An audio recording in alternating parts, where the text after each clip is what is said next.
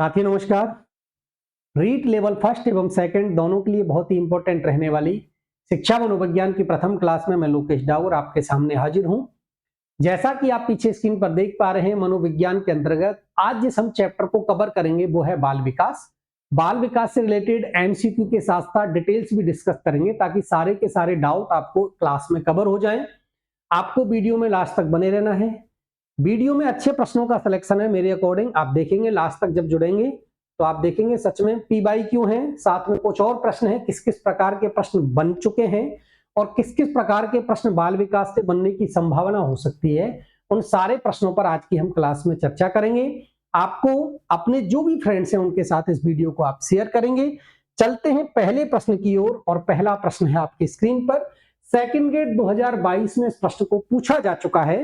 निम्न विकल्पों में से बालक की वृद्धि के बारे में कौन सा विकल्प सही है? आपको सही विकल्प का चयन करना है। 5 ऑप्शन आपके सामने हैं। वृद्धि अधिगम और अनुभव का परिणाम है। एक तो ये है वृद्धि कोशिकाओं में अवयवों के आकार में परिवर्तन है। वृद्धि शरीर में आंतरिक परिवर्तन है जिसका मापन नहीं किया जा सकता। वृद्धि शरीर में केवल गुणात्मक परिवर्तन है। या ऑप्शन नंबर ए। आपको 5 ही विकल्प ओएमआर सीट में और प्रश्न में मिलेंगे, तो उसी के अकॉर्डिंग प्रश्नों को डिजाइन किया गया है। आप ये नहीं कहना सेकंड ग्रेड 2022 में तो 4 विकल्प हुआ करते थे, 5 विकल्प लेकर आया हूं। देखो थोड़ा सा जब वृद्धि के बारे में बात हुई है तो साथ में हम डिटेल्स भी डिस्कस करते चलेंगे ताकि एक भी डाउट आपका रहे नहीं।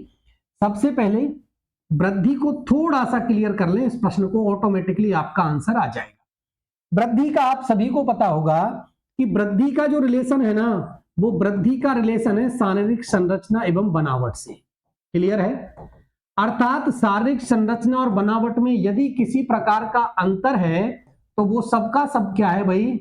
वो वृद्धि है। क्लियर? एक बात। अब ये जो शारीरिक संरचना है, मुझे बताओ आजीवन बनावट और संरचना बदलती रहती है क्या? नहीं। आपका आंसर होगा नहीं। तो नहीं अर्थात निश्चित समय तक चलने वाली प्रक्रिया है। क्या है भाई? निश्चित समय तक चलने वाली प्रक्रिया है।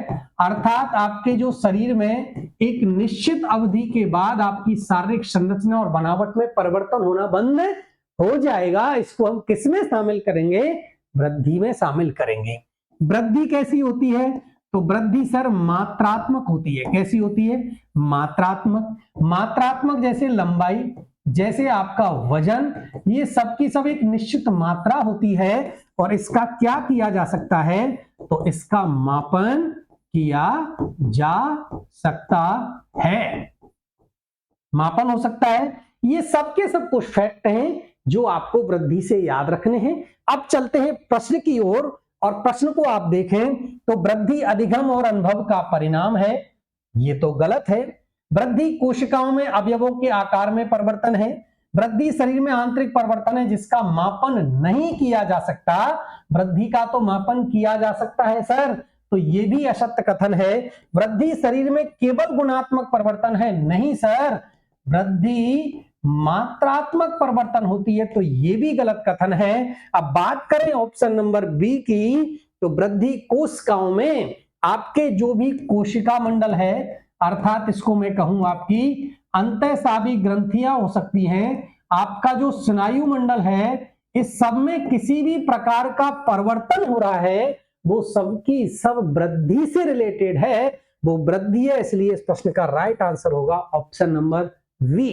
वृद्धि विकास का ही एक पार्ट है। वृद्धि संकुचित होती है जबकि विकास क्या होता है भाई? व्यापक अवधारणा है। क्लियर है? ये कुछ फैक्ट हैं जो आपको वृद्धि से रिलेटेड है, याद रखने हैं। प्रश्न नंबर 2 आज की क्लास का सेकंड ग्रेड 2022 में पूछा गया प्रश्न है। बहुत सिंपल है, प्रश्न को पढ़ते ही आप आंसर दे देंगे क्योंकि मैंने अभी इसको क्लियर करवा दिया था। व्यवहार में ब्लैंक परिवर्तन वृद्धि है, तो वृद्धि किस प्रकार का परिवर्तन है? मात्रात्मक है, गुणात्मक है, संज्ञानात्मक है या मनोगत्यात्मक है? ऑप्शन नंबर ई। प्रश्न को देखते ही ऑप्शन नंबर ए मात्रात्मक परिवर्तन है। वृद्धि कैसा परिवर्तन है?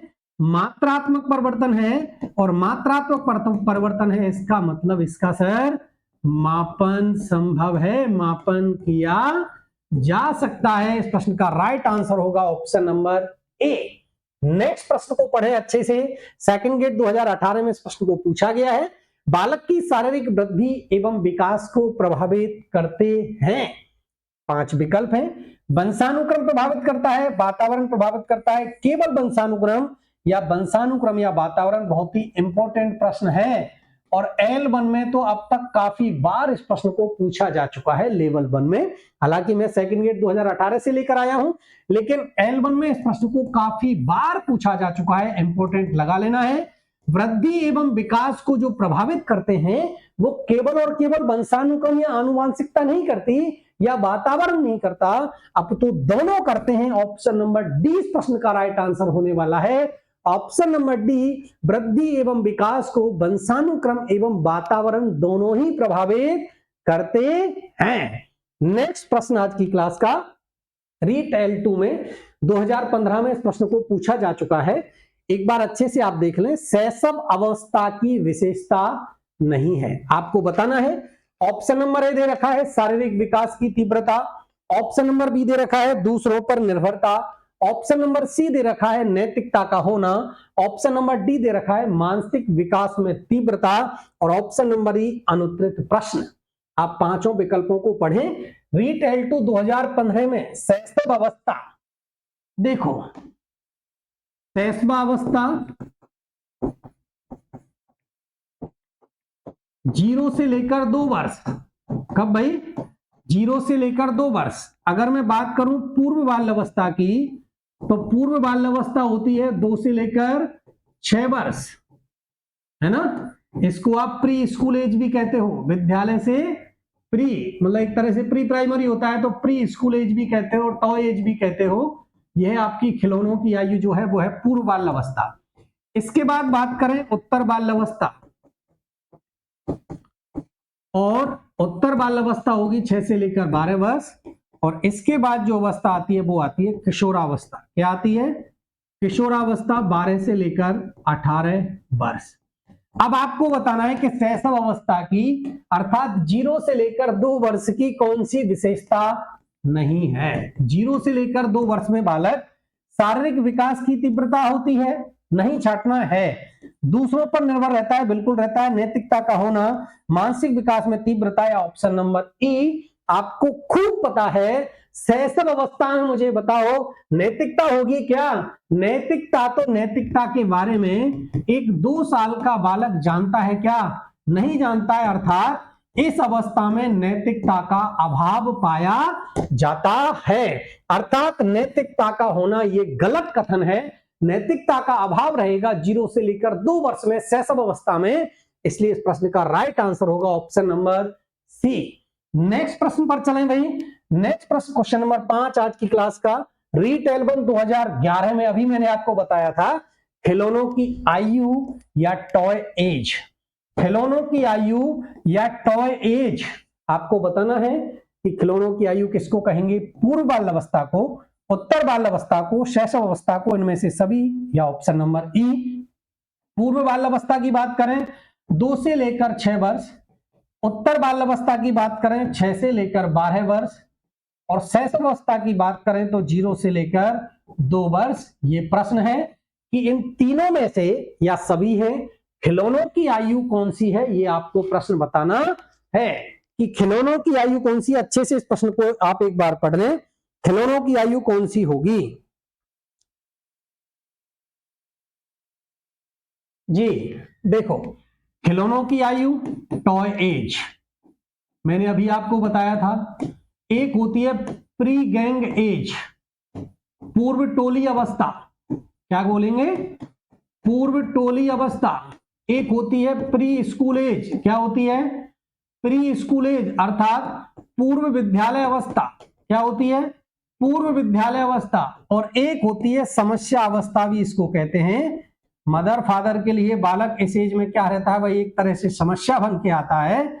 ये माता पिता की दृष्टिकोण से है। इन सब की एक जो है वो है आपकी पूर्व बाल अवस्था। ऑप्शन नंबर ए इस प्रश्न का राइट आंसर होने वाला है कि खिलौनों की आयु toy age, pre gang age, pre school age और ये समस्यात्मक अवस्था जो है इस सब के सब ऑप्शन नंबर ए पूर्व बाल अवस्था को कहा जाता है। यह आपका प्रश्न नंबर 5 का राइट आंसर होने वाला है ऑप्शन नंबर ए। क्वेश्चन नंबर 6 है आज की क्लास का। रीट एल्बम 2021 में इस प्रश्न को पूछा गया है। विकास की कौन सी अवस्था में एक व्यक्ति व्यावसायिक समायोजन की समस्या का सामना करता है? व्यावसायिक समायोजन कौन सी अवस्था में करेगा? और 5 विकल्प आपके सामने हैं। ऑप्शन नंबर ए वृद्धावस्था में, ऑप्शन नंबर बी किशोर अवस्था में, बाल अवस्था में या शिशु अवस्था में, या ऑप्शन नंबर ई। प्रश्न को देखते ही आपको क्लियर हो रहा होगा। देखो वृद्ध अवस्था में बाल व्यवसाय से कोई रिलेशन नहीं है, बाल्य अवस्था में भी कोई दिक्कत नहीं, शैशव अवस्था में कुछ नहीं। इस प्रश्न का राइट आंसर होगा किशोरावस्था। किसमें? किशोरावस्था में। किशोर अवस्था में बालक समायोजन की समस्या रहती है। किसकी? व्यवसाय के समायोजन की समस्या होती है। कौन सी अवस्था में? आपका राइट आंसर हो जाएगा सर ऑप्शन नंबर वी, किशोरावस्था। प्रयास है पिछली एग्जामों में किस किस प्रकार के प्रश्न पूछे गए हैं उनसे साथ में थोड़ी सी डिटेल डिस्कस करते हुए चैप्टर को कवर करवाने का प्रयास है। नेक्स्ट प्रश्न है सेकंड गेट 2018 में इस प्रश्न को पूछा जा चुका है। किशोरावस्था तनाव व तूफान की अवस्था किसने कहा है? एक विचारक हुए हैं जिन्होंने जो आपकी किशोर अवस्था है उसको तनाव, तूफान, संघर्षों की अवस्था भी कहा है। ऑप्शन नंबर ए रॉस ने कहा है, ऑप्शन नंबर बी वैलेंटाइन ने कहा है, ऑप्शन नंबर सी स्टेनहोल, विग्गी तथा हंट, या ऑप्शन नंबर ई आपके सामने है। आपको बताना है कि तनाव और तूफान की अवस्था, क्या भाई, तनाव एवं तूफान की अवस्था किसने कहा है? क्वेश्चन नंबर 7 का राइट आंसर आपको बताना है। आप साथ में देखो आपको क्या करना है, जैसे ही आपको ये वीडियो मिले ना आप साथ में आंसर देते हुए चलना कमेंट के माध्यम से, और आपको थोड़ा अपना पता लग जाएगा कि आपकी जो नॉलेज है ना उसका आकलन हो जाएगा सच में। क्योंकि मुझे पता है बहुत काफी लंबे समय से आप तैयारी कर रहे हैं, आप सभी की तैयारी बहुत अच्छी है। देखो स्टेनले हॉल, इस प्रश्न का राइट आंसर होने वाला है स्टेनले हॉल। क्या है भाई? 1904 में, कब? 1904 में इन्होंने एक किताब लिखी एडोलसेंस। एडोलसेंस कौन सी? एडोलसेंस नामक बुक। तो एक प्रश्न ये भी क्लियर हो गया। एडोलसेंस पुस्तक का जो लेखक है वो कौन है? स्टेनलो हॉल है। कौन है? स्टेनलो हॉल है। इन्होंने किशोर अवस्था के ऊपर ही, किशोरावस्था से रिलेटेड ये पूरी बुक है जो इन्होंने 1904 में लिखी। एडोलसेंस, कौन सी किताब? एडोलसेंस है। इन्होंने इसको संघर्ष की अवस्था भी कहा। क्या कहा? संघर्ष की अवस्था कहा। इन्होंने इसको तनाव की अवस्था भी कहा। इन्होंने तूफान की, झंझावतों की, तूफान और झंझावतों की अवस्था भी बताया। किसको? और साथ में किशोर अवस्था को इन्होंने नाम दिया नया जीवन। तो किशोर अवस्था को नया जीवन कहने वाला कौन है? स्टेनलो हॉल ही है। कौन है? स्टेनलो हॉल ही है जिन्होंने किशोर अवस्था को संघर्ष की अवस्था, तनाव की अवस्था, तूफान की, झंझावतों की अवस्था बताया और इसको नया जीवन भी दिया। और इनकी किताब का नाम है एडोलसेंस नामक पुस्तक का लेखक स्टेनलो हॉल है 1904 में।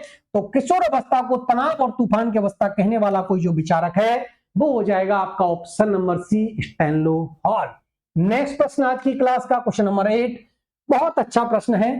अंग्रेजी के शब्द एडोलसेंस की उत्पत्ति मूलतः किस भाषा से हुई है? किस भाषा के शब्द से हुई है? लैटिन से, जर्मन से, फ्रेंच से, इनमें से कोई नहीं है। ऑप्शन नंबर ई। पांचों विकल्पों को आप एक बार अच्छे से पढ़ लें। एडोलसेंस अभी आया था किशोर अवस्था का।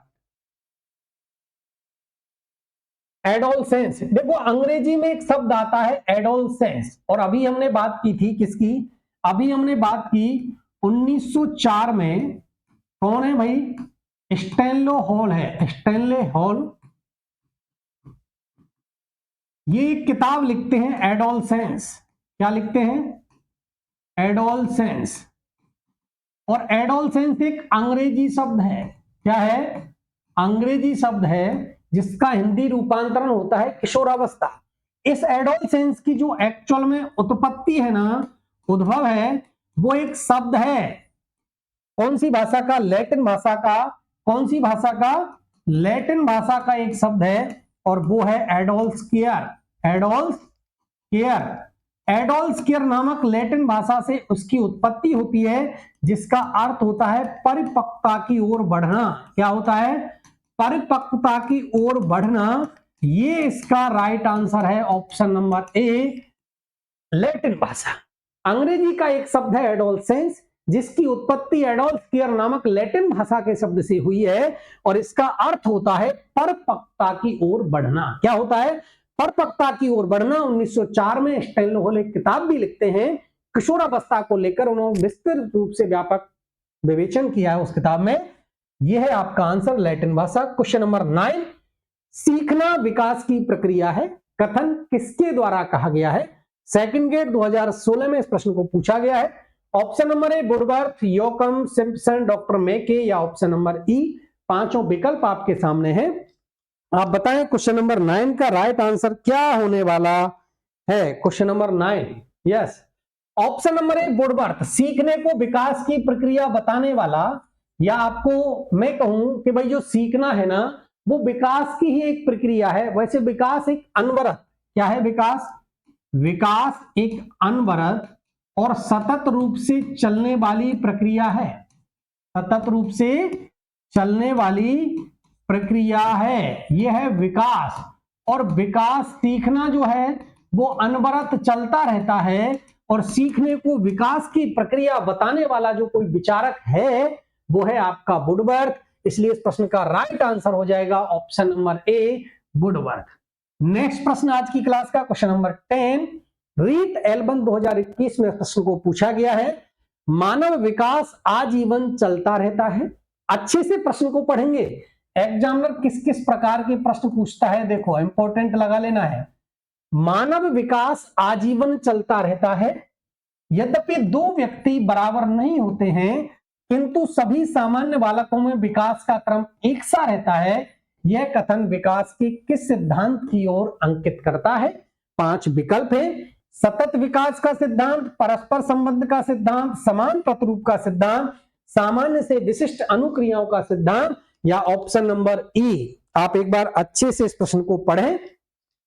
यस, मानव विकास आजीवन चलता रहता है। अगर देखो एग्जामिनर मात्र इस लाइन को देता, इसको देता, इसी लाइन को देता कि मानव विकास आजीवन चलता रहता है, यह कथन विकास के किस सिद्धांत की ओर अंकित करता है, आपका आंसर हो जाता सर सतत विकास। क्या हो जाता? सतत विकास। लेकिन उसने आगे और लाइन को जोड़ा है कि देखो दो व्यक्ति बराबर नहीं होते हैं, किंतु सभी जो सामान्य बालक होते हैं उनमें विकास का एक सा क्रम रहता है। देखो विकास की बात चल रही है, वृद्धि की नहीं चल रही है। वृद्धि अलग अलग हो सकती है, लेकिन अगर एक CWSN या एक असामान्य बालक नहीं है और सामान्य बालक हैं, तो उनमें विकास का क्रम समान सा रहता है। ये कथन विकास के कौन से कथन को या कौन से सिद्धांत की ओर अंकित करता है? समान प्रतिरूप का सिद्धांत। ऑप्शन नंबर सी इस प्रश्न का राइट आंसर हो जाएगा कि अगर सामान्य बालकों में विकास का क्रम एक सा है, इसका मतलब समान प्रतिरूप का सिद्धांत है। लेकिन एग्जामिनर मात्र पहले वाले इस वाक्य को दे देता कि मानव विकास आजीवन चलता रहता है, इस प्रश्न का आंसर बदल जाता और इस प्रश्न का आंसर हो जाता सतत विकास का सिद्धांत। लेकिन एग्जामिनर ने थोड़ा इसको आगे भी जोड़ दिया है, तो इस प्रश्न का राइट आंसर होगा समान प्रतिरूप का सिद्धांत, ऑप्शन नंबर सी। नेक्स्ट प्रश्न है, सेकंड ग्रेड 2022 में प्रश्न पूछा गया है, विकास केंद्र से परिधि की ओर अग्रसर होता है, ये विकासात्मक दिशा का सिद्धांत क्या कहलाता है? देखो आपको पता है, जैसे ये केंद्र है और ये केंद्र से अगर परिधि की ओर अग्रसर हो रहा है विकास, तो केंद्र से अगर परिधि की ओर अग्रसर हो रहा है, इसका मतलब निकट से दूर जा रहा है। कहां जा रहा है भाई? निकट से दूर। ऑप्शन नंबर ए प्रॉक्सिमोडिस्टल, प्रॉक्सिमोडिस्टल मॉडल है, निकट से दूर। ऑप्शन नंबर सी इस प्रश्न का राइट आंसर हो जाएगा। सेकंड ग्रेड 2022 में इस प्रश्न को पूछा जा चुका है। केंद्र से परिधि की ओर जा रहा है, अर्थात जो विकास है वो निकट से दूर की ओर अग्रसर हो रहा है, इसको बोलेंगे प्रॉक्सिमोडिस्टल। क्या बोलेंगे? प्रॉक्सिमोडिस्टल। इस प्रश्न का राइट आंसर होगा ऑप्शन नंबर सी। नेक्स्ट प्रश्न चले भाई, सेकंड ग्रेड 2022 में इस प्रश्न को पूछा है, विकास के सिद्धांतों के संबंध में निम्न में से कौन सा वाक्य सही नहीं है? आप पांचों विकल्पों को अच्छे से पढ़ें। विकास के प्रत्येक चरण पर सामाजिक अपेक्षाएं होती हैं, विकास क्रमबद्ध नहीं होता है। विकास क्रमशः होता है।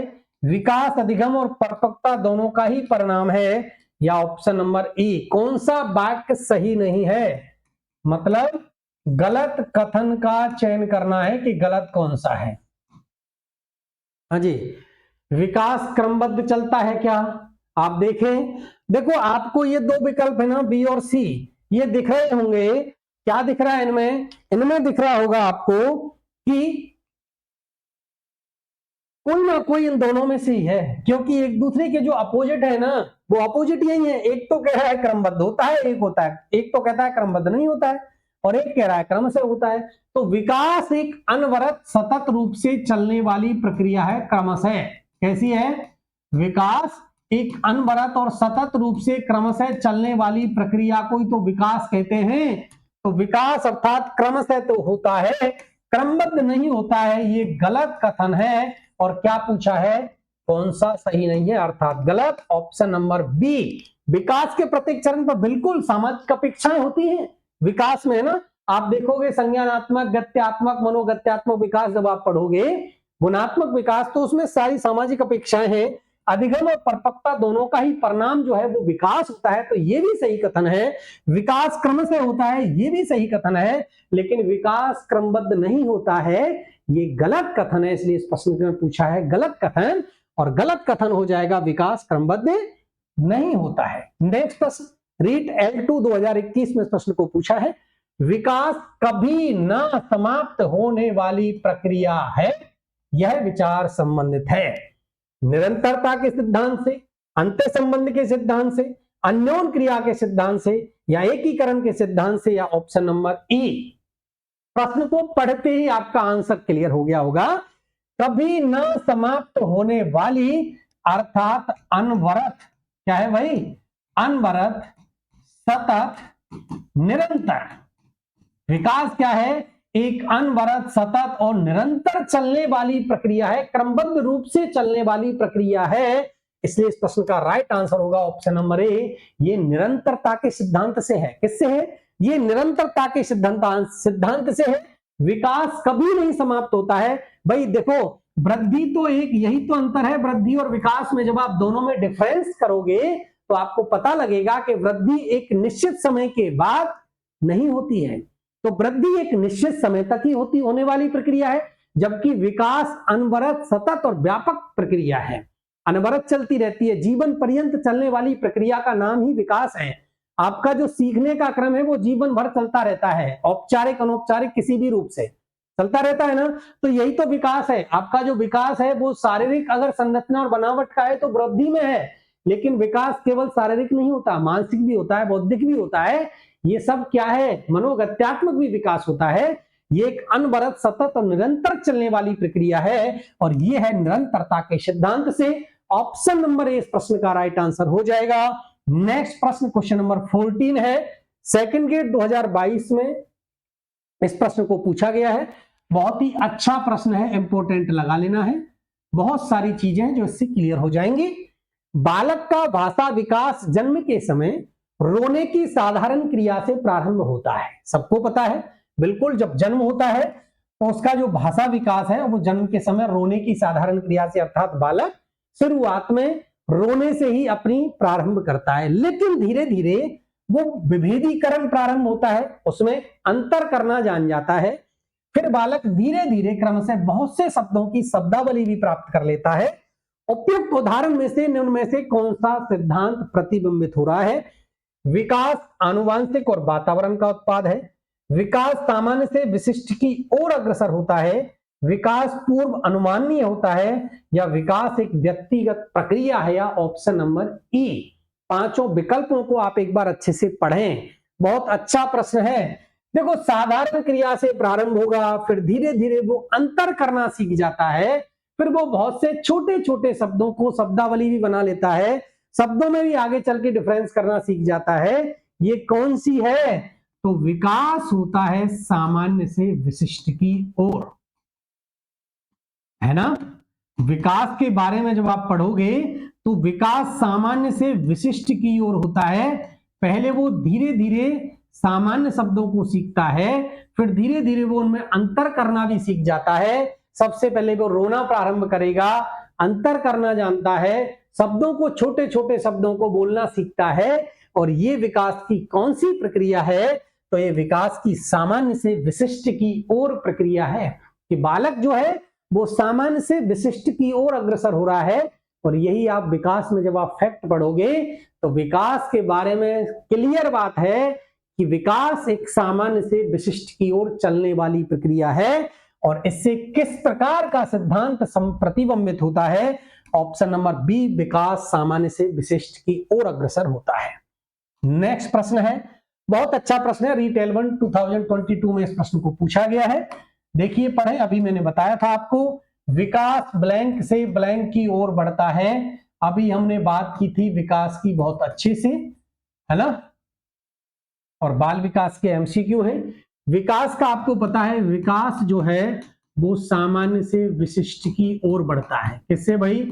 तो विशिष्ट, सामान्य से विशिष्ट की ओर। सामान्य, विशिष्ट, जटिल, कठिन, विशिष्ट, सामान्य, असाधारण, आसान, अनुत्तरित। ऑप्शन नंबर ए इस प्रश्न का राइट आंसर हो जाएगा।